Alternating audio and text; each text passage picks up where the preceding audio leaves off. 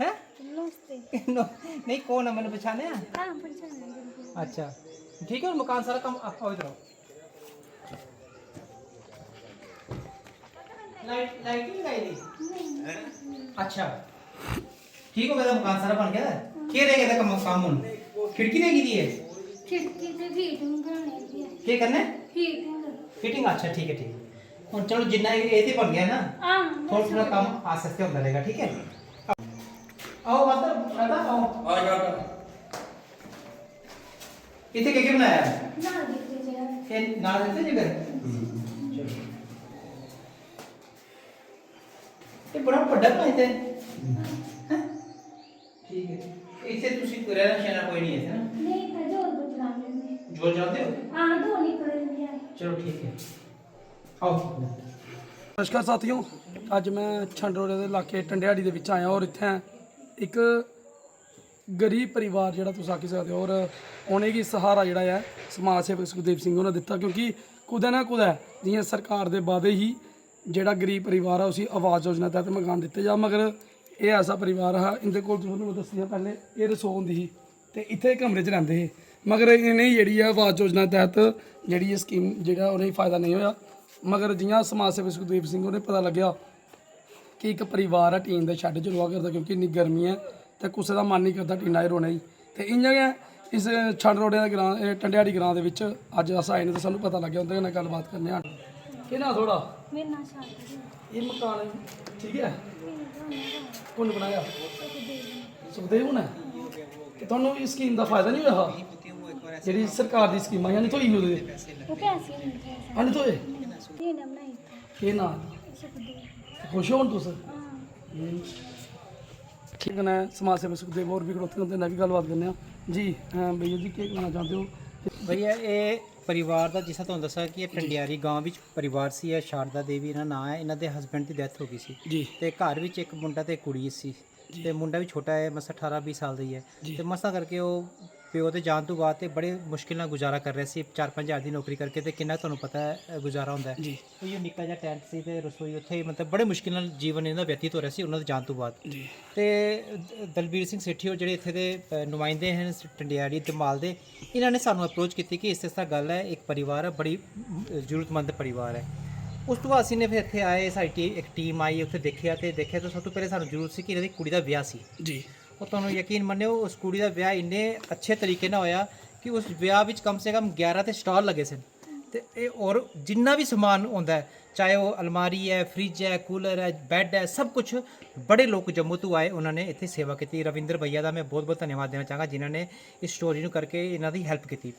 उस तो बाद थोड़ा जिहा फिर बाद आए तो इन्हों का मकान का बड़ा सानूं लग्या कि इन्होंने मकान ही बनना चाहिए तो फिर सेठी साहब नाल डिस्कस होएगी कि चलो मकान बनाइए उन्ना फंड है नहीं सी साडे कोल कि असीं मकान बना सकीए फिर इन्होंने अपने तौर पर भी कलैक्शन की कुछ पिंड के लोग भी अगे आए मैं भी अपने तौर पर अगे आया तो असीं ने फिर एक छोटा जिहा इन्हां दा आशियाना इन्होंने बना के दे दिता इन्हां दा बेशक थोड़ा बहुत इन्होंने ग्रांट मिली सी लेकिन वो ग्रांट इन्हां दी लैप्स हो गई सी तो फिर ये अदर ते लट गया सी मकान तो फिर इसनूं पूरा कंप्लीट कराया थोड़ा बहुत काम हुण पेंडिंग है चलो इन्हें रहन जोगा जो हो गया 4 दीवारी इन्हां दी कराई थी सब कुछ हो गया बाथरूम भी बन गया किचन सब कुछ बन गया हुण मैनूं ये खुशी है कि उन्हें अपने घर भी क्योंकि देखो छत बड़ा जरूरी है और इन्हां दे उपर कोई अपने साई दा साया नहीं है उन्होंने डेथ हो गई है तो एक कल्ले किस तरह बना सकते हैं तो शुक्रिया सारे दा उन्हां दा जिन्होंने इस सेवा भी इस मकान बनाने की सेवा ही सारा सहयोग किया है तो इसी तरह आगे सहयोग करते रहो इसी तरह असीं गरीब लोगों की अगे सेवा करते रहे तो दलबीर सिंह सेठी का बहुत बहुत धन्यवाद देना चाहता जिन्होंने कि इस कारज में मेरा बहुत साथ दिता ठीक मेरे भैया मतलब गल करिए इस थोड़े इलाके दी किन्ने तुसें मकान मतलब किन्ने ब्याह करवाई चुके जी सानूं सुनने च आया सुनने च भी आया कि तुसीं बड़े सारे कुड़ियां दे ब्याह करवाए ने मगर अपने इलाके की गल करिए तो किन्ने मकान और किन्ने ब्याह करवाए चुके हैं इस तरह से सेवा की गल की जाए तो जम्मू पुंछ रजौरी हर जगह किश्तवाड़ असी हर जगह गए सेवा करने वास्ते चाहे बन्नी बसोली हर जगह गया लेकिन अगर मैं जिस तरह तुहानूं पता मैं पंचायत किशनपुर कंडी च मैं बिलोंग करदा तो अगर अपनी पंचायत की मैं गल करा तो अपनी पंचायत में मैं 3 मकान बना चुका था लोगों के सहयोग के नाल मैं 3 मकान खड़े करके दे चुके था उस तो अलावा उत्थे 2 बोर पंप अपने कोलों लगा के मैं दे चुके था लोगों को चलो ये है कि वाहिगुरू ने एक इच्छा शक्ति दी थी एक ਆਸ਼ੀਰਵਾਦ ਦਿੱਤਾ ਹੈ ਕਿ ਮੈਂ ਲੋਕਾਂ ਦੀ ਸੇਵਾ ਕਰਾਂ ਤੇ ਇਸ ਤਰ੍ਹਾਂ ਸਮਾਜ ਵਿੱਚ ਬਹੁਤ ਅੱਛੇ ਲੋਕ ਹੈ ਜਿਹੜੇ ਮੇਰੀ ਇਸ ਕਾਰਜ 'ਚ ਮੇਰੀ ਸੇਵਾ ਕਰਦੇ ਹਨ ਤੇ ਇਸੇ ਤਰ੍ਹਾਂ ਅਗਰ ਅੱਗੇ ਵੀ ਕੋਈ ਲੋੜਵੰਦ ਹੋਏਗਾ ਕਿਸੇ ਨੂੰ ਜ਼ਰੂਰਤ ਹੋਏਗੀ ਤਾਂ ਅਸੀਂ ਜ਼ਰੂਰ ਇਸ ਤਰ੍ਹਾਂ ਸਾਰੇ ਸਹਿਯੋਗ ਦੇ ਨਾਲ ਅੱਗੇ ਆਉਂਦੇ ਰਹਾਂਗੇ। ਗਰੀਬੀ ਤੇ ਹੈ ਨਹੀਂ ਹੈ, ਬਹੁਤ ਸਾਰੇ ਵਿਆਹ ਮੈਨੂੰ ਲੱਗਦਾ ਮੈਂ ਅਗਰ ਆਪਣੇ ਇਲਾਕੇ ਦੇ ਆਸ-ਪਾਸ ਦੀ ਗੱਲ ਕਰਾਂ ਤੇ ਕੋਈ 12-13 ਤੇ ਮੈਂ ਕੁੜੀਆਂ ਦੇ ਵਿਆਹ ਕਰਾ ਚੁੱਕਿਆ ਦਾ। ਖੈਰ ਇਹ ਸੇਵਾ ਦੀ ਗੱਲ ਹੁੰਦੀ, ਇਸ ਨੂੰ ਇੰਨਾ ਜ਼ਿਆਦਾ ਅਸੀਂ ਨਹੀਂ ਕਹਿ ਸਕਦੇ ਲੇਕਿਨ ਫਿਰ ਵੀ ਜਿਹੜੀ ਵੱਡਾ ਕੰਮ ਹੈ ਜਿਹੜਾ ਮਕਾਨ ਦਾ ਉਹ ਲਗਭਗ ਮੈਂ 5 ਮਕਾਨ ਅਗਰ 3-4 ਪੰਚਾਇਤਾਂ ਨੂੰ ਜੋੜ ਕੇ ਦੇਖਾ ਜਾਏ ਤੇ 5 ਮਕਾਨ ਬਣਾ ਕੇ ਦੇ ਚੁੱਕਿਆ ਦਾ ਮੈਂ ਲੋਕਾਂ ਨੂੰ। ਜੀ क्या ये सेवा ਅੱਗੇ ਵੀ ਕੰਟੀਨਿਊ ਜਾਰੀ ਰਹੇਗੀ? भैया 20 साल हो गए करते हुए, बाकी परमात्मा के ऊपर है और जिन्हें शक्ति देगा तो आगे चलती रहेगी। ठीक आपको बता दूं कि मैं इसमें सरकार को क्या दोष दूं, सिस्टम बड़ा नाकाम है।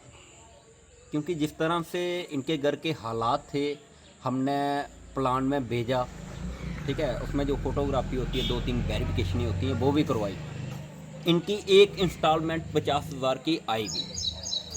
ये जो आपको दिख रहा है और जो छोटा सा किचन दिख रहा है ना, ये थे प्लंथ भर लिया, लोग बातें लग कर रहे हैं कि भाई एक इंस्टॉलमेंट आ गई, बाकी कोई खा तो नहीं गया या दूसरा तीसरा बातें होने लग पड़ी। तो सिस्टम में खराबी भी नहीं आई। सिस्टम ये था कि इसके हस्बैंड का नाम था रूपलाल जी। उसके अकाउंट में जब 50,000 की किस्त पहले आई तो वो तो ऑलरेडी इनको मिलनी ही थी। तो उसमें क्या था, नामी कल्चर इसके हस्बैंड का था, तो उसमें सिस्टम में गड़बड़ी आ गई कि भाई उसके नाम पे या इसको कैसे मिल सकती है बाकी की ग्रांट। वो सिस्टम का थोड़ा ऊपर नीचे हो गया, आज तक वो पैसे इसके फंसे हुए हैं, वो नहीं मिल पा रहे थे। तो बरसात के समय इतने बुरे हालात थे, इतने इतने बड़े सांप, जहाँ पे 2-2, 3-3 सांप जहाँ पे इनके घर में निकले थे। फिर इसकी इन्होंने क्या किया कि एकदम से बेटी भी जवान थी, उसकी शादी निकाल ली। तो मैंने अप्रोच किया सुखदेव भाई से, मैंने कहा भाई समाज सेवा करते हो, क्योंकि इनके भाई साहब थे जो सरपंच थे हमारे इलाके के किशनपुर कंडी से, उनसे बड़ा प्यार था हमारा। तो हम उसी हिसाब से उन्हीं की जगह इन्हीं को मानते हैं, क्योंकि ये आगे पीछे पहले सेवा करते थे। उनके गुजर जाने के बाद इन्होंने ज़्यादा रब्ता अपने लोगों के साथ जहाँ पे रख दिया, क्योंकि आपको पता है दूर दराज वो इलाके हैं, वहाँ पे लोगों को बड़ी दिक्कत है। और इन्होंने ऐसे ऐसे इलाकों की सेवा की है जहाँ पे 5-5 दिन पैदल जाने को लग जाते हैं। तो इन्होंने मेरी जो अर्ज थी उसको स्वीकार किया और बेटी की इतनी अच्छी शादी, धूमधाम से हम लोगों ने शादी की। 11-12 के करीब स्टॉल लगाए और कोई भी आइटम जो दहेज में देते हैं हमने नहीं छोड़ी। सब कुछ, फ्रिज, कूलर, टीवी, जो भी होता है एक आम। और जो उस लड़की ने सपने में भी नहीं सोचा था, जो एक पार्लर वाली लड़की थी, उसकी 50,000 से फीस कम नहीं थी।